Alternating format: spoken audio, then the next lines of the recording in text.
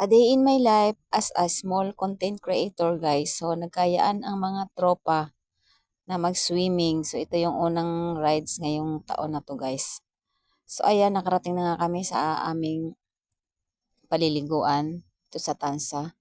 So nagkakape muna kami guys kasi umalis kami mga 4 ng madaling araw. So ayan, pagkatapos na nagkape, nagprepare ng mga pagkain.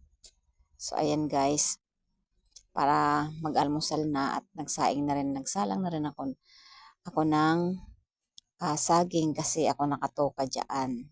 So ayan, at tulong-tulong kami guys sa paghahanda ng aming pagkain para pang almusal at tanghalian na rin. So niluto na namin para mamaya pag kami ay naliligo na, so wala nang istorbo pa at kakain na lang kapag nagugutom na ang tropa. So ayan, yung aking kaibigan, nag-iihaw na rin sila ng bangos, tilapia at manok at saka pork. So ayan, nang tapos na kami pag lahat-lahat ng pag-prepare, so kumain na rin kami guys ng almusal para mamaya pagkatapos so maliligo na lang ng maliligo.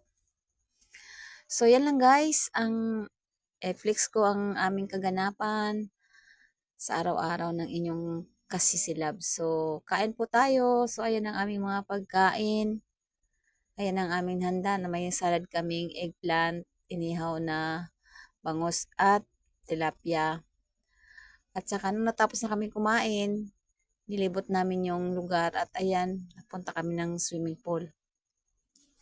Tiningnan namin yung kanilang swimming pool guys.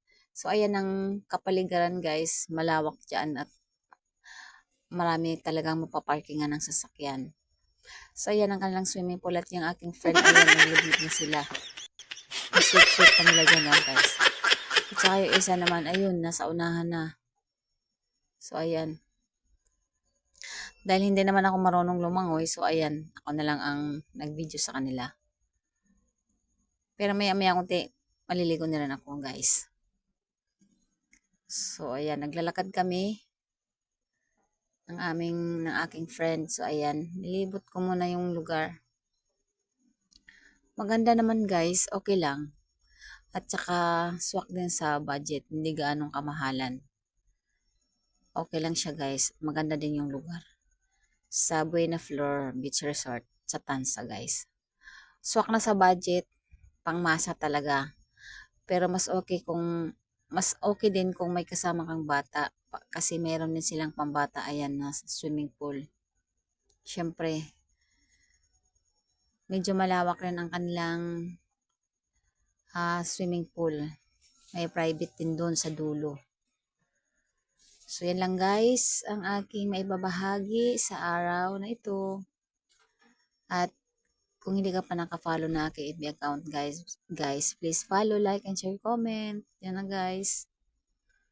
At maraming salamat din sa mga nanonood ng aking simpleng video lang. So, kita-kita ulit tayo guys sa sunod pa mga video. At God bless po sa ating lahat. At maraming salamat sa inyong panonood.